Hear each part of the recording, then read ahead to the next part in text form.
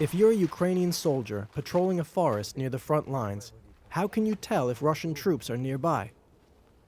Ask the birds. If the birds are quiet in an area, if you walk past a tree, smells like urine, this means someone's in that area. This is Jay, a former Special Forces soldier from Denmark. Over the past year, he's fought for Ukraine on all the major fronts of the war. But now he's doing something equally important, training Ukrainian troops. I want to see you move like this.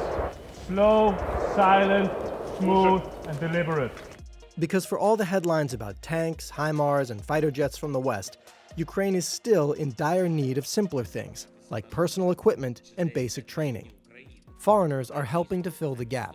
Thousands joined Ukraine's International Legion when the war began, and the hardest core are still there. The training work is especially important because so many Ukrainian soldiers today are people with no prior military experience. A lot of the people that are absorbing a lot of this fight were bakers, dentists, doctors. Michael is an American who co-founded Task Force 31, a group that relies on crowdfunding to help train Ukrainian troops. The fact of the matter is, there are still plenty of Ukrainians that are getting sent to combat without sufficient training and or equipment. It's not only training that makes a difference, it's basic equipment too. It's down to the most basic things that's needed. Good helmets, good body armor, good clothes. Renee, an International Legion soldier, is an example of how that effort is playing out on the ground. Before the war, he was a bike messenger in Germany.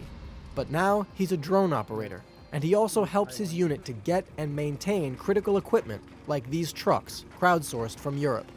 Normally this car wouldn't be any near to street legal in Germany or even in America, but this is Ukraine.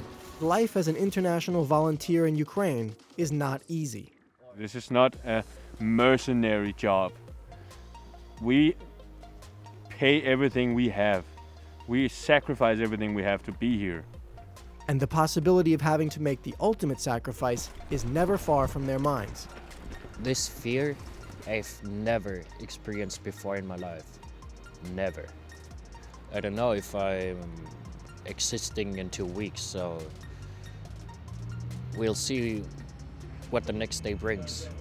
But to the volunteers who are still there after a year of war, it's worth it to feel that their dedication and knowledge will outlast their time there. We don't always need to be shooting to be fighting. So when we train other people, we help them become better, and that way we create a wave of new knowledge that can make a big impact in this war. So you're gonna lead the way for the rest of the guys from now on. And you're always gonna be the examples for these guys who has not been doing this training. I'm just here to give you guys the tools to keep building your toolbox bigger and bigger. In the end, guys like Jay, Michael, and Renee know that Ukraine's fight won't end anytime soon. If there was a ceasefire tomorrow, Russia's not going anywhere. This will happen again, maybe. 5 years, 2 years, I don't know. For GZERO World, I'm Alex Clement.